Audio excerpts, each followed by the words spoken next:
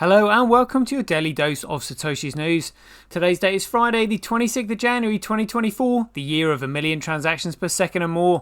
Buy BSV.live, probably the best place to buy Bitcoin SV online, the original protocol and genuine Bitcoin.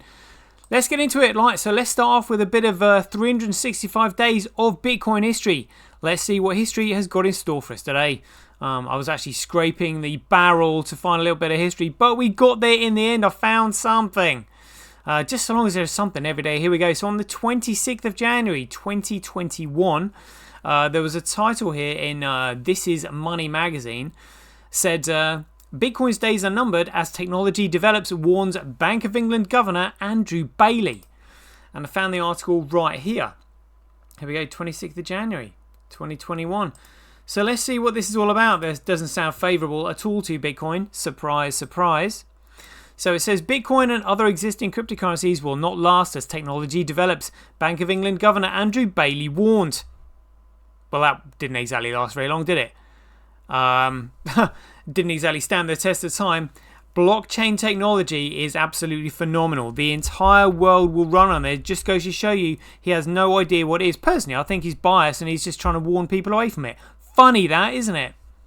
So he said, speaking on a panel about digital currencies at the World... Oh my, you're kidding me. The World Economic Forum's... Oh dear, another traitor. Online Davos agenda, Bailey said that the digital innovation in payments was here to stay.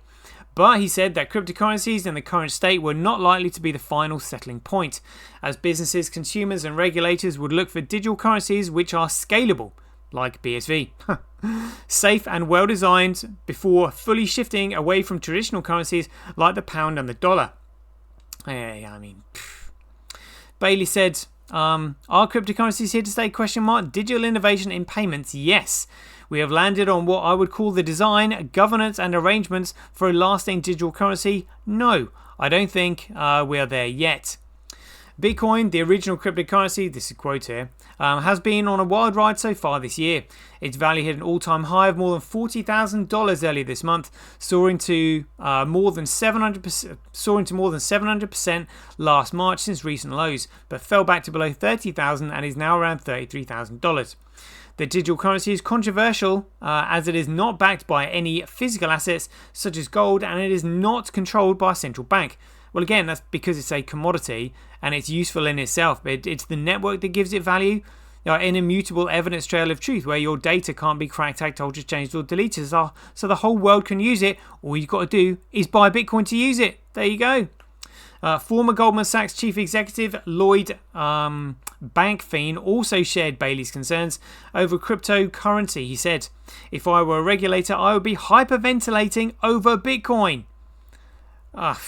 Well, now they've got egg on their face, really. Good grief. Moving on then, just do a bit of news. Check this out. Fantastic. So again, this was a tweet from Craig when this was back in December 13, 2022. So he actually said here, in 2023, I will give an offer to save BTC Core and allow for Core to trade honestly to exist. I expect they will reject it. If they do, BTC ends. Let's see what they choose. And again, the offer went out on the 24th of January 2024, just a couple of days ago. So he's followed through on that, which is great. And check this out. Peter McCormack trying to celebrate the fact that the court has not allowed Craig to sue him for any more, and yet he's been crying over the fact that he budgeted for his court case that he wanted and that he brought would cost him $1 million. Instead, it's cost him $3 million, and now he's crying about it. And then just because Craig can't sue him for any more, he said, my lawyers have just confirmed that Craig Wright has had his final appeal denied by the Supreme Court. It's over. I won. Welcome to law, MF'er. I mean, what literally clutching at straw. He brought that case, and now he's crying over the fact that he can't afford it because he lost. And he's like, yeah, just bring it on. We're going to win. Let's settle this once and for all. Well, what have you settled, Pete? You lost. Even though the court said you have to pay £1, because you lost and you had to pay that £1, you are now responsible for all the court fees and Craig's legal costs. There is nobody to blame on this apart from himself. And now he's saying, oh yeah, welcome to law. You can't sue me for anymore. Well, that's because you already lost, mate. Maybe they're feeling sorry for you, but my goodness me, what a douchebag. Quite an interesting tweet here from Mort when he said the smart money is dumping BTC before Copa, as we've seen Grayscale do.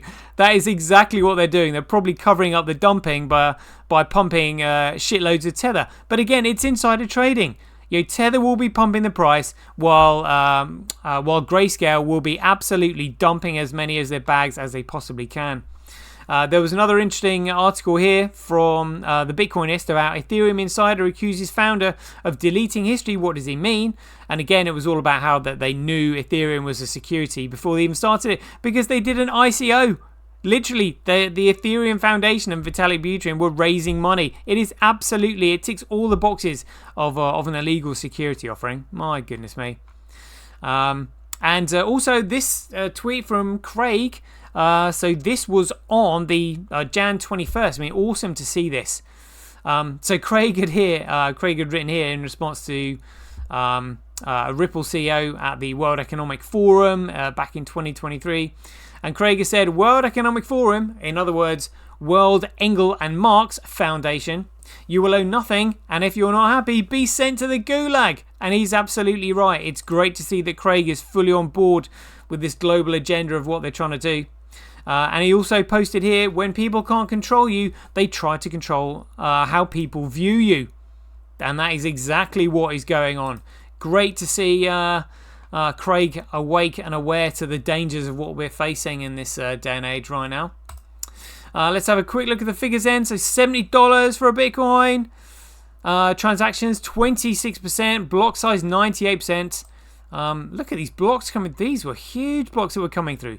361, 306, 467, 304, 730, 600. Looks like they've just dropped off a bit here. But then we've got a Zulu Pool and Mining Dutch shitcoiny again.